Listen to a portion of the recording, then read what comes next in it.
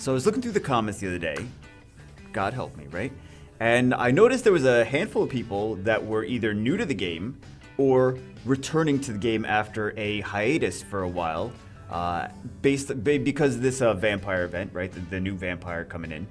And they were curious what the good NAT 4s to build were. So I thought, what better time to do a video on... That's the right way to... Oh, bagel point, the right way for once. The top 10 NAT 4... This is... So first off, this is my opinion.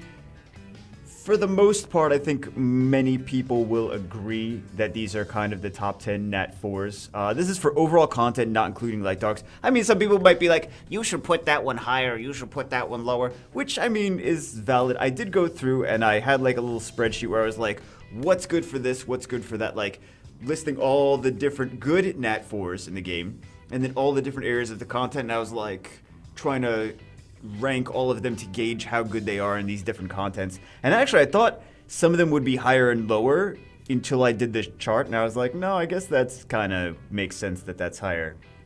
But number one isn't even, I thought number one was going to be a different unit anyway. But anyway, this is the top 10. This is for overall content. So this is PvE and PvP. So this is dungeons, all the stuff in Kairos Dungeon. This is Rift Beasts, R5, TOA, Arena Offense, Arena Defense, Guild Wars, Guild Siege content, Labyrinth.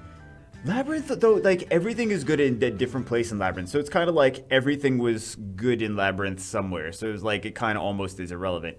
And then also RTA as well. So it's just like an overall, what's good overall.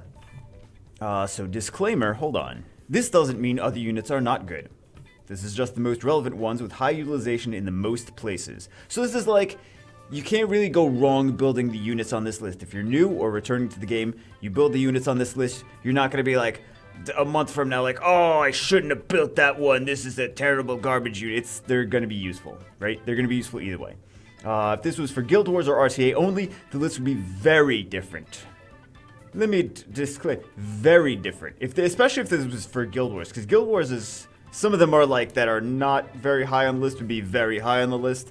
So it would be very different. There's an overall list for PvP and PvE. Number 10. Number 10 is Ajir. Now, I know if people are high-level RTA, they're going to be like, why is Ajir only number 10? He should be number 4. Have you seen the amount of crazy turns he can get in RTA?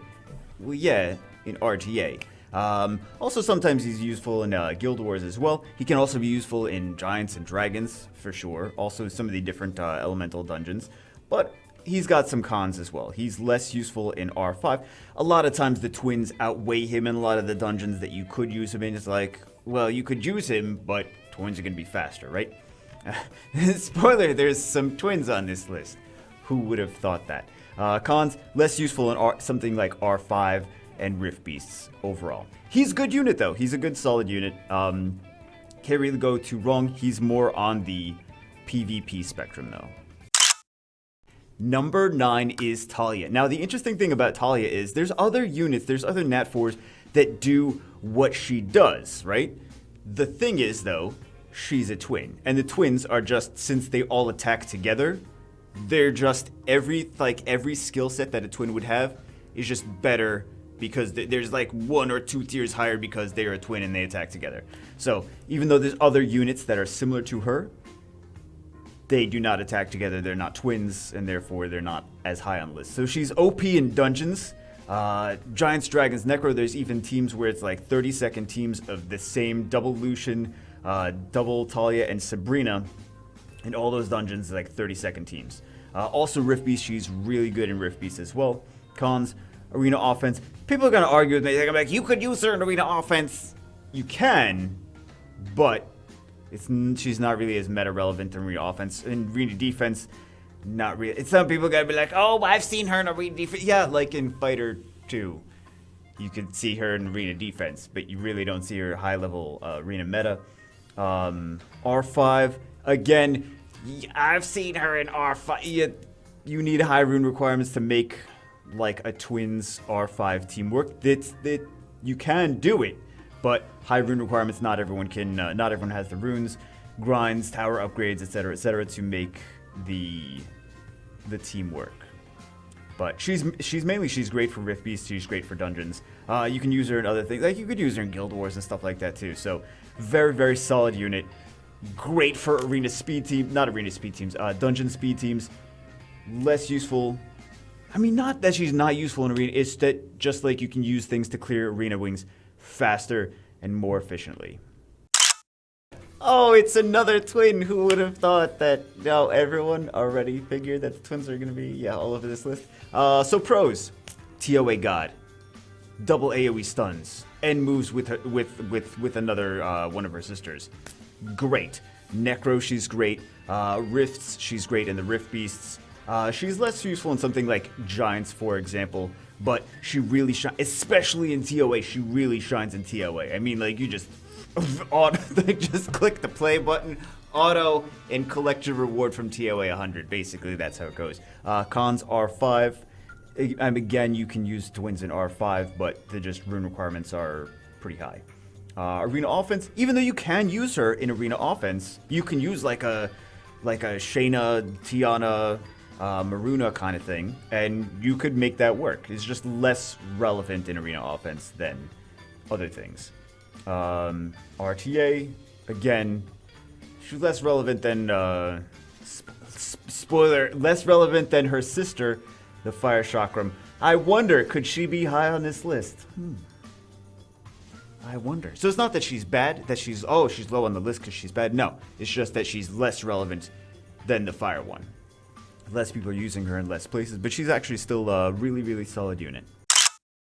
Coming in at number 7, underrated. Hraesvelg is underrated. Okay. I know, see, here's the thing. He's underrated, but also he's very similar to Kali, because with the third skills, she does the same thing, and she gives herself invincibility, whereas he will heal himself, and he does a brand. Similar, the brand is more useful in some situations. The ignore defense is the brand with the skill 2 is the brand with skill 2 is more useful in some situations like Rift Beasts. The ignore defense is more useful in some situations like Guild Wars. Or like, sometimes RTA too. Sometimes, most of the time RTA. So pros, Guild Wars, he's got a Guild War leader skill. Dungeons, Giant Speed 10, great for Giant Speed 10. People even used him in Necropolis as well, although you don't see him used too much anymore. Because you guessed it, because twins. Rift Beasts, attack buff. And a brand. Very few units do brand. Brand's just going to multiply in groggy state. Brand's just going to multiply the damage, right? She's actually really, really solid, especially for like the water Rift Beast. But he's a really solid Rift Beast unit overall. Cons, he's less used in R5. Arena, not really ever used in R5. Arena offense and defense, and he's hairy AF, which you guys could have possibly guessed. Number 6 is Vertiheel. Now, Vertiheel been in the game for a long time, of course, so for any returning players, there's like, oh, Vertiheel is still relevant. Yes, Vertiheel is still relevant. He's a great dungeon unit, but now he's used in RTA a lot too. The turn cycling is just so crazy with Vertiheel. It's so crazy, and the nice thing is he got a buff in a few patches ago where his second skill hits twice instead of just once. So it does more damage than the first skill. It's always done more damage than the first skill. But now that it hits twice, it cycles the attack gauge just as much, which is, I mean, like you see him in RTA, he's just so, I feel like he's a little high on the list, but you use Vertiheel in a lot of different places. You could even use Vertiheel in TOA. There's some stages where you might not want to use Vertiheel in TOA, especially if they have passives that are like, this happens when you get like Artemiel, Ragdoll, like those things. Maybe not take those as much. Joltan, maybe not take those as much into some of those stages in TOA, but he can be useful in a lot of the other stages. Cons, arena offense and defense. You really don't see him too much in arena offense and defense. R5, he's basically terrible in R5 and Rift Beasts. So for things like R5 and Rift Beasts, you're looking for things that do bigger damage and also have debuffs as well. Yes, number 5 is Lapis. Yes, Lapis is very underrated. She's great for Giants, Dragons, Necropolis, Fire Rift Beast. She's great in Special League. She's not as relevant in the rest of RTA. She's also, you could use her in like Guild Siege as well. TOA, she's great in TOA. Especially, you know the TOA hard boss that has the Junos, and you're like, Juno, Juno, Juno, Juno. And you can't CC them because they'll just cleanse themselves out of it. Lapis has attack gauge reduction, AoE attack gauge reduction, which is really nice. You can put her on even Despair and very fast, and you'd be surprised how good she can do in TOA, keeping every enemy from moving. She also has defense breaks, etc., etc.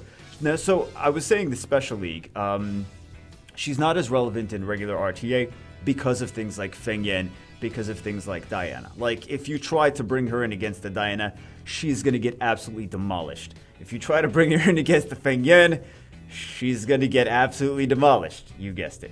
So the cons are she's less used in R5. She still has a second skill AoE, second skill multi-hit defense break, which is not bad. She's less used in arena offense and defense, although I have played around with her in arena offense. And arena defense, she's just terrible. She gets Lucian all day, every day. But arena offense, I have played around with her. I'm going to say she's less used in arena offense. But again, you can actually use her in arena offense. It's just there's more meta relevant things. Regular season RTA, she's Feng Yan and Diana, right?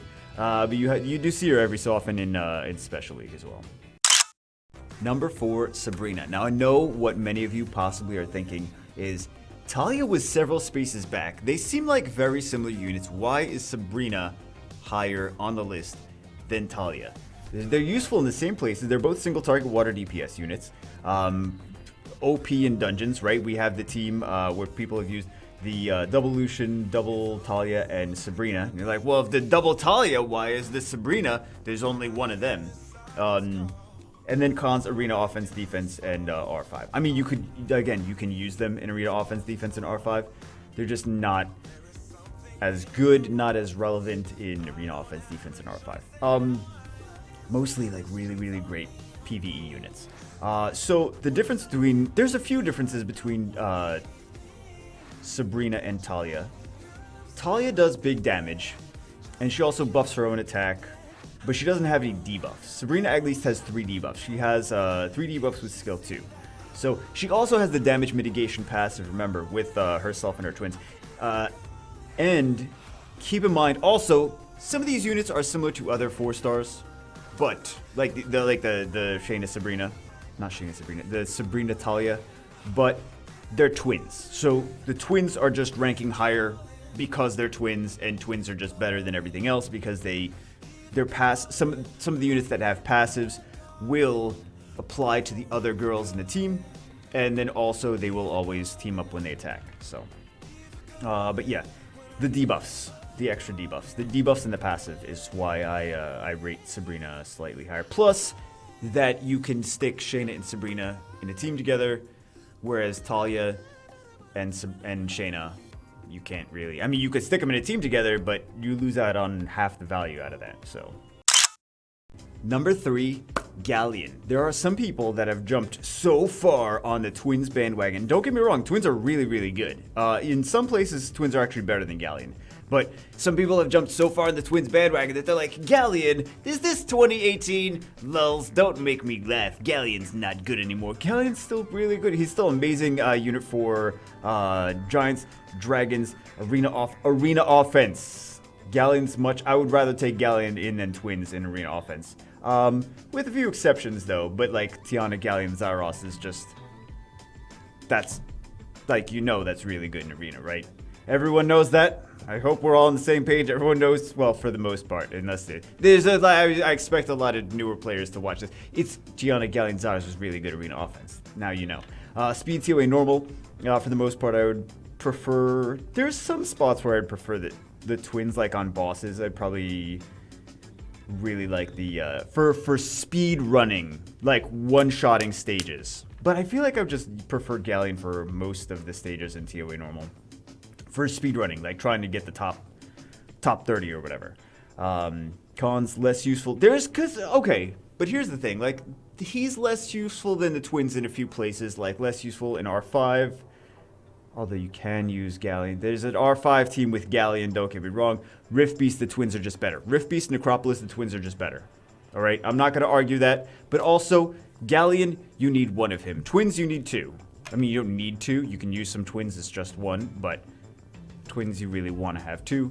Galleon, he's good by himself. He's still relevant. You could even use Galleon and the Twins in the same team. That just makes it even better, right? But Twins better for Necro Rift Beasts. Galleon, I would prefer him in arena offense. Number 2 is Lucian. So now you know who number 1 is, right? Now you know who you should know who number 1 is. I feel like Lucian should be in my heart. Lucian is number 1, but based on the spreadsheet, and I can't like disagree with the spreadsheet because like after looking at it, I'm like, no, yeah, I guess Lucian is number 2. It's just weird to think that Lucian is number 2 because he feels like number 1. Lucian, you'll always be number 1 to me. So pros, AoE destroy everything. Just AoE nuke, ignore defense, doesn't even need the RNG. Well, you got the crit RNG, but aside from that, you don't need a defense break, right? Just one shots, AoE, destroys everything. Useful everywhere. Basically everywhere. Cons, Rift Beast, and R5. Rift Beast is not as useful. Some people use him as a leader skill in the Water Rift Beast. And he also has element advantage. And then R5, you really don't see... You don't see anyone Lucianing R5. Early game players maybe like, let me stick Lucian in my R2 team, not R5. You don't see Lucian in R5. So he's got some cons. Then again, you don't see a whole lot of... You do see... I mean, you can do Twins in R5. It's just high rune requirements. You don't see it as often as other things. But yeah, Lucian is just arena offense. Giants, Dragons, Necro. I mean, you even see Lucian in Giants in Dragons teams. Speedrunning TOA, like arena. Did I say arena? Arena offense, RTA, Guild Siege, Guild Wars. Lucian is Lucian. Lucian is, in my heart, he's number 1. But I can't argue. I mean, in my heart, I know. I feel like Lucian always has a special place to me. But Shana's the new MVP. I mean, she gets the added benefit of being a twin. She has an AoE defense break, attack age pushback, stun, and she attacks with the sister, and she has an arena speed lead. She is basically, she's just everywhere. You just use her everywhere. Kairos Dungeons, Arena, TOA, RTA, everything. Even people auto her TOA hard with Shana and Maruna. Everything. You could even see. Here's the beautiful thing about Shana is that even without a sister, you can use her. If you just have Shana, you can still use just Shana, and she works wonderfully. Attack age pushback, AoE defense break, attack age pushback, and stun, and speed lead for arena. How many times can I say that? Because it's just so, like, you just use her in everything. Not top tier, Guild Wars Siege R5. Still be used in these things, but less relevant in those. She's Shana. I feel like Lucian should be number 1, but based on what I saw in the spreadsheet, I'm like, she's gotta be number 1. All right, let's discuss these honorable mentions because I know people are gonna disagree, and comment section is gonna be going ham. There's a whole bunch of other good Nat 4s. Here's some of the reasons that they didn't make the top 10 list. Also, remember, this is a top 10 overall usage. This is not top 10 for a specific area. A lot of these Nat 4s are really good for a specific area, not necessarily for everything, right? So we have Xiaolin, Water Kung Fu Girl, great for rifts, bad for RTA Arena. Chasun, early game crutch. She kind of is an early game crutch. I mean, like, she's not bad for things, but just, you have to farm things fast. You have to do a lot of things fast. You have to do arena fast. You have to do dungeons fast, Rift Beast fast. You gotta do a lot of damage. I mean, Chasun can even be good in, like, in the Rift Beast. So she's got some heals. She's got an AoE attack buff, which is very important. But some people lean on her too much, and you really gotta try to do things faster and more efficiently. And it's the Twins list. Triana, arena defense, Guild War defense, amazing. Also RTA, terrible for PvE farming. No, Triana in PvE, really? No, she's not. Half the utility is gone, right? Garo, not great for arena offense and farming. I've seen him a little bit on arena defense, especially with his speed lead. you could use him. He's great for Guild War, Guild Siege, RTA. Less relevant this season, but still, because there's a lot more multi-hitters. There's like the Water BK and stuff like that. But great for Guild War defenses. And he's just less relevant for arena offensive farming. I know I personally use Garrow in one of my arena offenses, but it's still, I'm not going to say he's not. He just is less relevant, though. Skogul, not great for Rifts PvE farming. Still a great unit, though. Harmonia, arena defense, Guild War defense god, terrible for farming. Again, because remember, a lot of this stuff is in PvE. When you build stuff, you want to be able to use it in multiple places in the game. Covenant, great for offense. Terrible for defense, just in general. Kamoon, 4'S in Guild Wars and Siege. Not really for PvE, Arena, and RTA. Some people will be like, oh, but I use him in my Arena defense and I win. And it's like, it's not high-level Arena defense unit, though.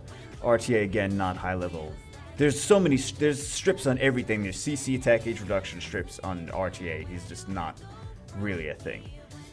Stella, great for dungeons and Rift. Really good for Dungeon Rift. Bad for defense. Chilling, awesome for RTA and Guild Wars and not defense or Rifts. Orion, arena defense, Guild War defense god. Like, you see some of these units are like really good for something, but not as overall utility as other things. Like, if you build it, you're using it in one spot, maybe two spots, not like everything. Like the twins, if you build the twins and Lucian, you're using it so many different places, right? Miyang, not for defense, decent but not top tier in PvE. Like, you could use certain things. Like Miyang, especially for R5, Miyang is great. You could also use Miyang in RTA. I think Miyang is a very underrated RTA unit. Abigail, good for dungeons, Rift Beasts, not for everything though. Delphoy, awesome in R5. RTA Guild Wars. I use Delphoy in RTA and Guild Wars and stuff like that too. Delphoy, even in RTA, my first 2 seasons, I was using her heavily and got Guardian. And for the first 2 seasons of RTA.